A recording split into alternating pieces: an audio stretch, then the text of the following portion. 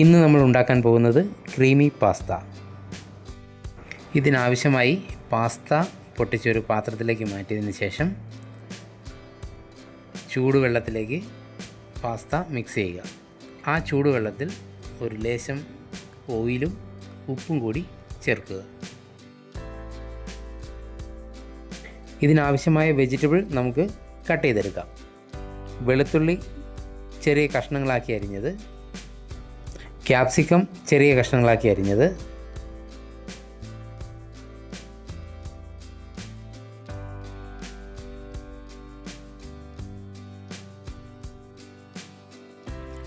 സവോള ചെറു കഷ്ണങ്ങളാക്കി അരിഞ്ഞെടുക്കുക, സ്പ്രിംഗ് ഒനിയൻ ചെറുതായി അരിഞ്ഞത്. അടുത്തത് വെജിറ്റബിൾ ഒന്ന് സോട്ട് ചെയ്യാൻ ചൂടായ പാനിലേക്ക് ബട്ടർ ഇട്ട് കൊടുക്കുക. ബട്ടർ ഒന്ന് മെൽറ്റായതിന് ശേഷം അതിലേക്ക് വെളുത്തുള്ളി ഇട്ട് കൊടുക്കുക. വെളുത്തുള്ളി ഒന്ന് ഗോൾഡൻ ബ്രൗൺ ആയതിനു ശേഷം സവോള ആഡ് ചെയ്ത് കൊടുക്കുക. അടുത്തതായി ഇതിലേക്ക് ക്യാപ്സിക്കം കൂടി ആഡ് ചെയ്ത് കൊടുക്കുക.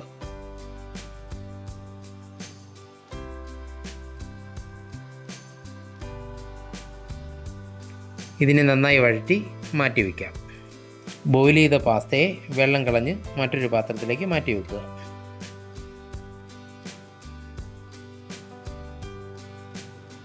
അടുത്തതായി ക്രീം തയ്യാറാക്കാനായി ഒരു പാത്രത്തിലേക്ക് ബട്ടർ ഇട്ട് കൊടുക്കുക. മെൽറ്റായ ബട്ടറിലേക്ക് 2.5 സ്പൂൺ മൈദ ചേർക്കുക. മൈദ നല്ലതുപോലെ ബട്ടറിൽ ലയിപ്പിച്ചെടുക്കുക.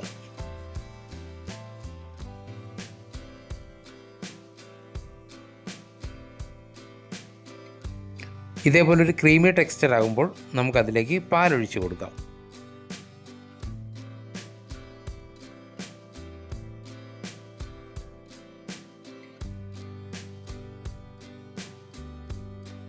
ഇത് നന്നായി മിക്സ് ചെയ്തതിന് ശേഷം അതിലേക്ക് ചീസ് ആഡ് ചെയ്ത് കൊടുക്കാം.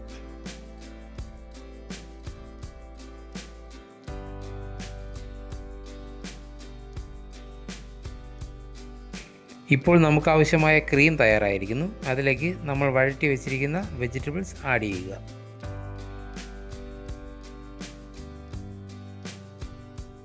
നന്നായി മിക്സ് ചെയ്ത ക്രീമിലേക്ക് ബോയിൽ ചെയ്ത പാസ്ത കൂടി ആഡ് ചെയ്ത് കൊടുക്കുക.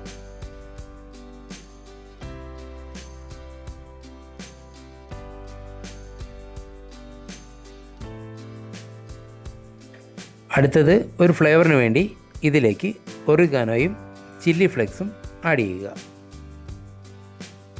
അവസാനമായി ഇതൊന്ന് ഗാർണിഷ് ചെയ്യുന്നതിന് വേണ്ടി സെലറി ഇട്ട് കൊടുക്കുക. ഇപ്പോൾ നമ്മുടെ ക്രീമി പാസ്ത തയ്യാറായിരിക്കുന്നു. ഇതേപോലെയുള്ള പാചക രുചികൾക്കായി ഫുഡ് സോൺ എന്ന ചാനൽ സബ്സ്ക്രൈബ് ചെയ്യുക. നിങ്ങളുടെ വിലയേറിയ അഭിപ്രായങ്ങൾ കമൻറ്റിലൂടെ അറിയിക്കുക.